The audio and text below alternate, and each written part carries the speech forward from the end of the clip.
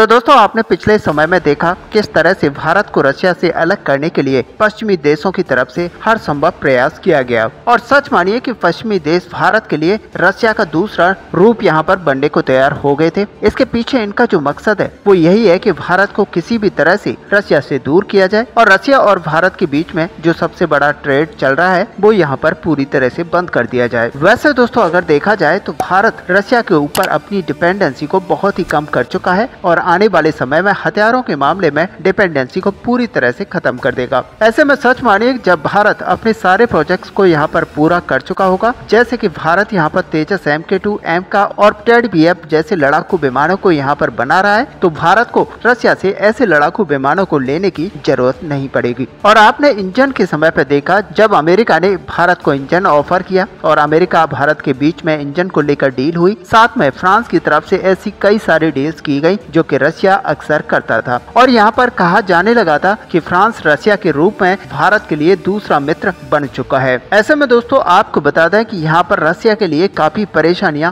Start हो चुकी थी, क्योंकि रशिया युद्ध के चलते ना तो भारत को अपने नए वेपन्स को यहाँ पर ऑफर कर रहा था और ना ही पुराने वेपन्स की यहाँ पर डिलीवरी दे रहा था। साथ ही रशिया से भारत जो भी पार्ट्स को यहाँ पर इम्पोर्ट करता है वो भी यहाँ पर रशिया की तरफ से अभी प्रोवाइड नहीं किए जा रहे थे। और ऐसे में दोस्तों इस सब के चलते रशिया से किसी भी तरह की नई कोई डील करना या फिर रशिया से किसी डील की डिलीवरी को एक्सपेक्ट करना ये सबसे बड़ी बात थी, क्योंकि रशिया अभी ऐसी पोजीशन में नहीं था भारत को हथियारों की डिलीवरी को सही टाइम से दे पाए। लेकिन दोस्तों अब यहाँ पर एक बड़ी न्यूज निकल कर आ रही है जो कि पश्चिमी और यूरोपियन देशों को यहाँ पर पूरी तरह से हिला कर रख देगी, क्योंकि पश्चिमी और यूरोपियन देश रशिया से ये सब एक्सपेक्ट नहीं कर रहे थे। तो दोस्तों क्या है पूरी खबर आपको विस्तार से बताएंगे, आप वीडियो में एंड तक बने रहिए। साथ ही अगर हमारे चैनल को अभी तक सब्सक्राइब नहीं किया है तो चैनल को सब्सक्राइब कर लीजिए ताकि सबसे पहले हमारी वीडियो आप तक पहुंच पाए। तो चलिए दोस्तों सीधे चलते हैं वीडियो पर। तो दोस्तों पिछले समय में हमने कई बार ये न्यूज सुनी कि नए Su-30 MKI भारत रशिया से खरीदने वाला है जो कि करीब 12 की संख्या में होंगे। ऐसे में ये जो 12 नए Su-30 MKI खरीदे जा रहे थे वो हमारे पुराने फाइटर जेट जो कि या तो दुर्घटनाग्रस्त हो गए थे या फिर उनमें किसी खराबी के चलते उनको फिर से उड़ाया नहीं जा सकता था, उनकी यहाँ पर रिकवरी के लिए दिए जा रहे हैं। ऐसे में दोस्तों आपको पता है कि 2035 तक का जो लक्ष्य है हमारा Su-30 MKI को यहाँ पर पूरी तरह से कार्यरत रखने का, उसके चलते भारत यहाँ पर ऐसे लड़ाकू विमानों को खरीदने जा रहा है रशिया से जो कि यहाँ पर भारत के लड़ाकू विमानों की कमी को पूरा करेंगे। साथ ही वो सारे फाइटर जेट्स जो कि अभी किसी न किसी वजह से ग्राउंडेड है उनको यहाँ पर रिप्लेस भी कर पाएंगे। अब दोस्तों पिछले समय में हमने देखा कि रशिया के इस विमान को भारत बहुत ही जल्द सुपर सुखोई में कन्वर्ट करने जा रहा है और इसी के चलते HAL को एक फाइटर जेट को यहाँ पर दिया जाना बहुत ही ज्यादा अनिवार्य था, क्योंकि HAL इसको सही तरह से परख कर इसको सुपर सुखोई में कन्वर्ट करना है और उसके बाद भारत अपने 150 लड़ाकू विमानों को यहाँ पर सुपर सुखोई में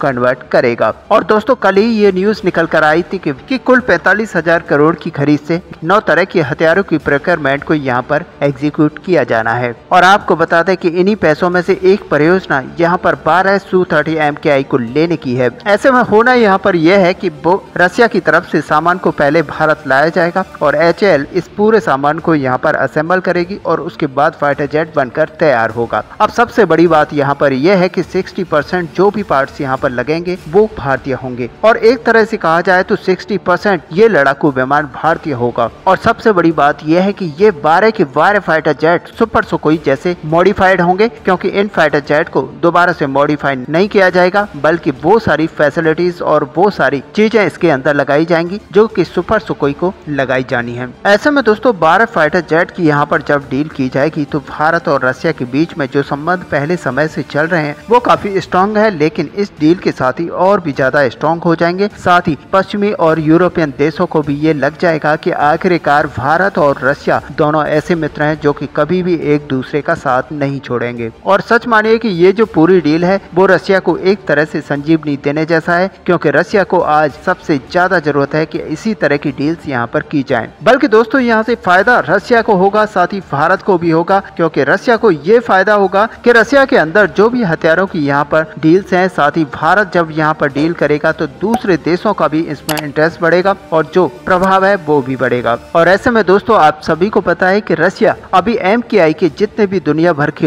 यूजर हैं उन सबको सपोर्ट नहीं दे पा रहा और वो सारे कल पुर्जे भी यहाँ पर मुहैया नहीं करा पा रहा, जो कि अक्सर खराब हो जाते हैं और उनको रिप्लेस किए जाता है। लेकिन दोस्तों अब आपको बता दें कि कई सारे एक्सपर्ट्स का यहाँ पर मानना है कि भारत अगर ऐसे फाइटर जेट को यहाँ पर खरीद रहा है तो जरूर ही भारत के पास ऐसे फाइटर जेट के लिए कल पुर्जे बनाने का, साथ ही उन सारी चीजों को बनाने और यहाँ पर असेंबल करने की तकनीक आ चुकी है, जिससे कि भारत खुद अपने बलबूते पर इन सारे फाइटर जेट्स को एयरवर्दी और रेडी टू बोर रख सकता है। तो दोस्तों कुल मिलाकर अगर देखा जाए तो यहाँ पर भारत के डिफेंस का एक्सपोर्ट इस सुखोई 30 MKI को लेकर भी बढ़ने वाला है, क्योंकि वो सारे देश जो कि रशिया से सुखोई 30 MKI तो ले चुके हैं, लेकिन अब इनको एयरवर्दी बनाए रखने के लिए भारत से उन सारे पार्ट्स को यहाँ पर लेना शुरू करेंगे जो कि भारत बनाता है और भारत इनको मुहैया कराएगा। ऐसे में दोस्तों आखिरकार भारत और रशिया के बीच में इस बड़ी डील को लेकर आपका क्या व्यू है? आप अपना व्यू हमें कमेंट पे लिखकर जरूर बताएं। साथ ही वीडियो को लाइक और शेयर करना ना भूलें। मिलते हैं नेक्स्ट वीडियो में, तब तक के लिए जय हिंद।